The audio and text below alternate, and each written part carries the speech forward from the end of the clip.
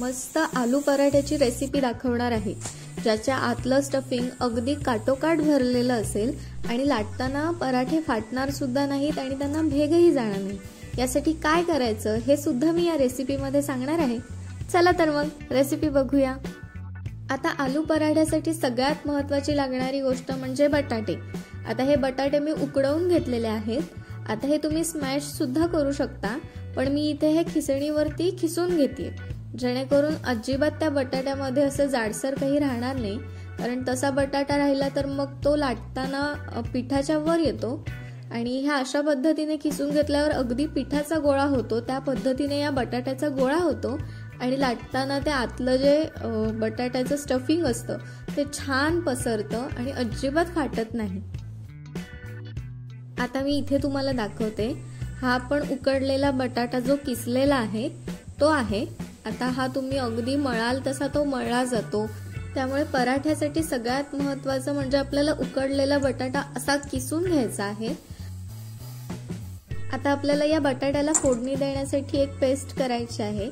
त्याच्यासाठी मी इथे 2 ते 3 मिरच्या घेतलेल्या आहेत, अर्धा इंच आल्याचा तुकडा घ्यायचा आहे म्हणजे बारीक चिरून, आणि त्याच्यानंतर हे 1 चमचा जिरे आहेत। आता काय करायचं, एका पॅन मध्ये किंवा एका भांड्यामध्ये थोडंसं तेल घ्यायचं।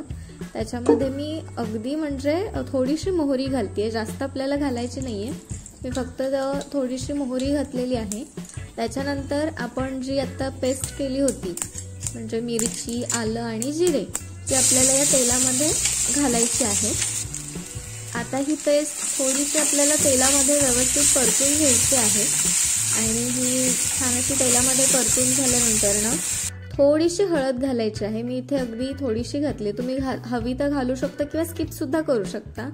मी थोडीशी हळद घातलेली आहे। पुन्हा सगळं त्या तेलामध्ये मिक्स करून घेतलेलं आहे आणि याच्यामध्ये आता आपण जो मगाशी उकडलेला बटाटा किसून ठेवला होता तो आपल्याला आता याच्यामध्ये घालायचा आहे। आता याच्यामध्ये मी अर्धा 1 चमचा मीठ घालते, कारण मी बटाटे उकडताना मीठ घालायला विसरलेले, त्यामुळे आता 1 चमचा जो मीठ घालून हे सगळं पुन्हा आपल्याला व्यवस्थित मिक्स करून घ्यायचं आहे। आता हे आपलं पराठ्याच्या आतलं स्टफिंग तयार झालेलं आहे।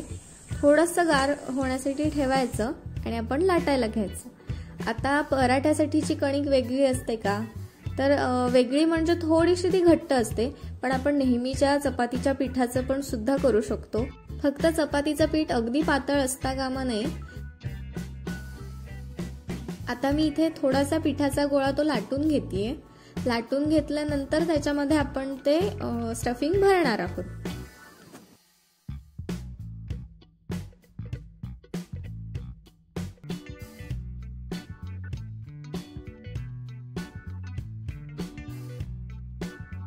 आता एवढा आपला पुरेसा लाटून झाल्यानंतर आपण जे बटाट्याचं मिश्रण तयार केलेलं आहे त्याचा पण एक छान असा गोळा करून घ्यायचा। तो पण अगदी पिठासारखाच होतो आणि छान पसरतो, त्यामुळे तुम्ही पिठाचा अंदाज घ्या आणि त्याच्यानुसार तुमचा गोळा तुम्ही त्या पिठामध्ये ठेवा।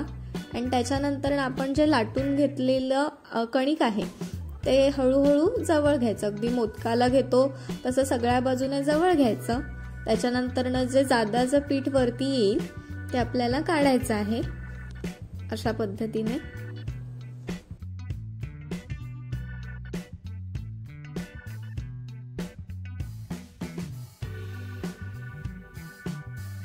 आता पुन्हा हा गोळा असाच नेहमी आपण गोल करतो तसं त्या गोळ्याला गोल करून घ्यायचा हातावरती, अगदी नाजूक हातांनी, आणि त्याच्यानंतर आपण लाटू शकतो। लाटताना अगदी तुम्ही नेहमी चपाती लाटता तसं लाटू शकता, अजिबात कुठे फाटत नाही, पण थोडंसं हलक्या हाताने वरवर आधी लाटून घ्या आणि नंतर आता इथे तुम्ही बघू शकता मी अगदी सहजपणे लाटतेय।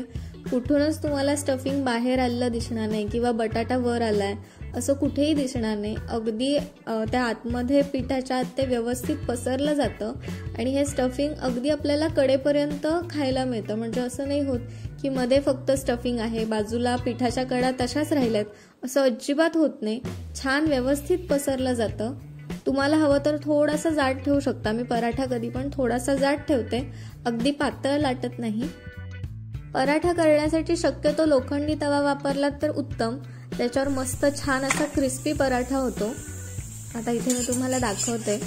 एक बाजू थोडीशी भाजून झाल्यानंतर ना आपल्याला त्याला पलटी करायचं आहे, म्हणजे परतून घ्यायचं आहे।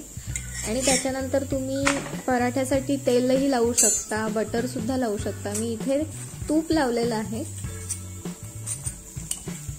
एका बाजूला लावून झाल्यानंतर ना पुन्हा आपल्याला ती बाजू परतून घ्यायची आहे। नंतर दुसऱ्या बाजूला सुद्धा व्यवस्थित तूप किंवा तेल जे काही तुम्ही वापरणार असाल ते लावून घ्यायचं आणि पुन्हा ती बाजू पलटी करून घ्यायची आहे।